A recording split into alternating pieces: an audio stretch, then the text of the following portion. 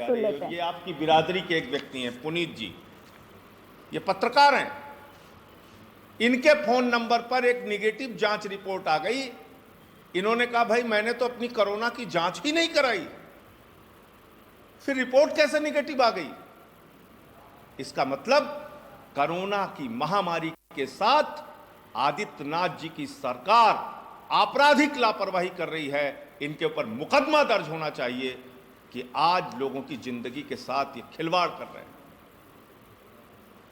आप कोरोना के आंकड़े निगेटिव दिखाने के लिए फर्जी नंबर पे जांच कर दे रहे हैं। जो लोग पॉजिटिव हो चुके हैं उनको निगेटिव दिखा दे रहे हैं, जो है ही नहीं दुनिया में उनके नाम पे निगेटिव रिपोर्ट बना दे रहे हैं। बेड का इंतजाम नहीं, आपने कहा 2000 वेंटिलेटर का इंतजाम कर रहे हैं, आईसीयू बेड का इंतजाम कर रहे हैं। कहां 2000 बेड आपकी? कहां पर है 2000 बेड? कहां पर है वेंटिलेटर का इंतजाम? कहां पर है ऑक्सीजन का इंतजाम? आप दिखाइए आदित्यनाथ जी। सिर्फ बड़ी बड़ी बातें करके लोगों को गुमराह करना, लोगों को भटकाना, ये किस प्रकार का आपकी सरकार चल रही है? और आप सब कुछ छोड़ दीजिए, मैं अब आपको लखनऊ की हकीकत दिखाता हूं। किसी और की बात मत मानिए आप। यहां के डीएम की आवाज सुनिए आप।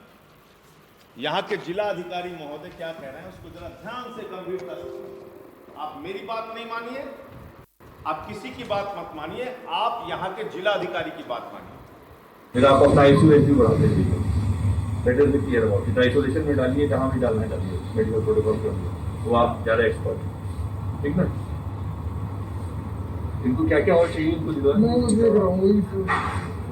क्योंकि लोग अब रोडों पे मर रहे हैं। लोग अब रोडों पर मर रहे हैं, सुना आपने? लोग अब रोडों पर मर रहे हैं।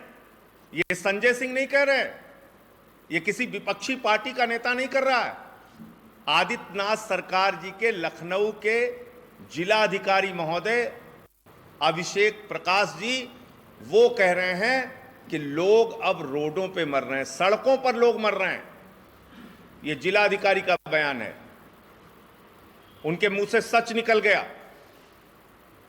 और लोग सड़कों पर मर रहे हैं। सरकार की प्राथमिकता क्या है? आदित्यनाथ जी की प्राथमिकता क्या है?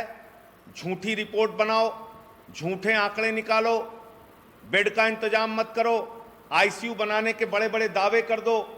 आईएएस एसोसिएशन के अध्यक्ष हैं दीपक त्रिवेदी जी, 8 घंटे उनको बेड मिलने में लग गया। 1500 वेंटिलेटर का इंतजाम, 2000 आईसीयू का इंतजाम, ये कहां पर है? आप दिखाइए और बताइए। जब मीडिया में हल्ला मचा, चारों तरफ जब इसको लेके बवाल खड़ा हुआ, तो अभी पता चल रहा है कि 80 प्लेटफॉर्म नए बनाए जा रहे हैं सिर्फ लाशें जलाने के लिए। मैं आज बड़ी विनम्रता पूर्वक आपके माध्यम से उत्तर प्रदेश के मुख्यमंत्री से पूछना चाहता हूं, आदित्यनाथ जी आपकी प्राथमिकता क्या थी? जब उत्तर प्रदेश में कोरोना के केसेस बढ़ रहे थे, जब उत्तर प्रदेश में लोगों की जांचें नहीं हो रही थी कोरोना की, जब इसकी शुरुआत हुई कि दोबारा महामारी प्रवेश कर चुकी है उत्तर प्रदेश में, लखनऊ कराह रहा है इस बीमारी से, लोगों की जान जा रही है इस बीमारी से, उस समय आपकी प्राथमिकता क्या थी? आप उत्तर प्रदेश में रहते और इस कोरोना के संक्रमण से लड़ने का इंतजाम करते, लोगों के लिए बेड का इंतजाम करते, ऑक्सीजन का इंतजाम करते, वेंटिलेटर का इंतजाम करते। लेकिन आपने क्या किया? फर्जी रिपोर्टें बनवाई, कोरोना के संक्रमण को मजाक बना के रख दिया, लोगों की जिंदगी के साथ खिलवाड़ किया और खुद चले गए आप बंगाल प्रचार करने के लिए। आपकी प्राथमिकता चुनाव है, लोगों की लाशें बिछी रही हैं, आपको दर्द नहीं होता। शव जलाने के लिए कतारें लगी नहीं, आपको दर्द नहीं होता। आपको आदित्यनाथ जी सिर्फ और सिर्फ चुनाव की चिंता है। ये चुनाव की चिंता छोड़कर उत्तर प्रदेश की चिंता कीजिए। बहुत बंगाल घूम लिए आप, बहुत चुनाव प्रचार कर लिया आपने। अब जिन लोगों ने 325 सीटें आपको दी है, थोड़ी चिंता उनकी भी कर लीजिए। और ये इंतजामी का जो आलम है लखनऊ के अंदर और पूरे उत्तर प्रदेश में, मैं मांग करता हूं कि तत्काल केंद्र की सरकार हस्तक्षेप करे, महामहिम राज्यपाल जी हस्तक्षेप करें। यहां कोरोना के नाम पर लोगों की जिंदगियों के साथ खिलवाड़ नहीं हो सकता।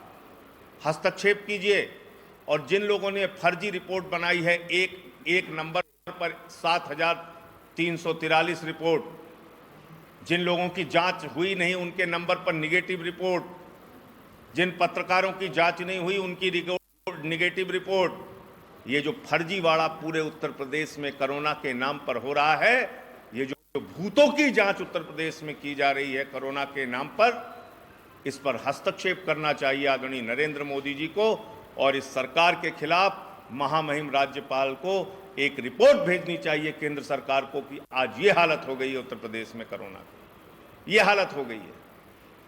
तो मैं जल्द ही महामहिम राज्यपाल जी से भी समय मांग रहा हूं कि अगर वो समय दें तो हम इनको पूरी डिटेल और ये जो हालत है उनको अवगत भी कराएंगे इस पूरे मामले से। आप लोगों का कोई प्रश्न हो तो आप पूछ सकते हैं।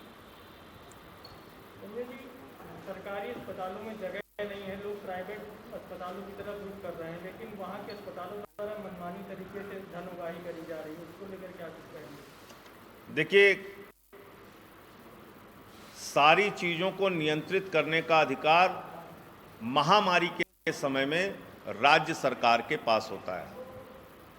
महामारी के समय में, किसी भी आपदा के समय में होटल लेने का, बैंक्वेट लेने का, उसको हॉस्पिटल में कन्वर्ट करने का, सरकारी हॉस्पिटल हो, प्राइवेट नर्सिंग होम हो, उनके अंदर आदेश जारी करके उनके बेड्स अपने अधीन लेने का सारा अधिकार राज्य सरकार के पास होता है। और जैसा आपने कहा, अनाप शनाप जो पैसा वसूला जा रहा है कोरोना के मरीजों की मजबूरी का फायदा उठाकर, उसको भी कंट्रोल करने का अधिकार राज्य सरकार के पास है।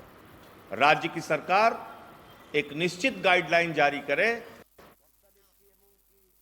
चलते हैं जहां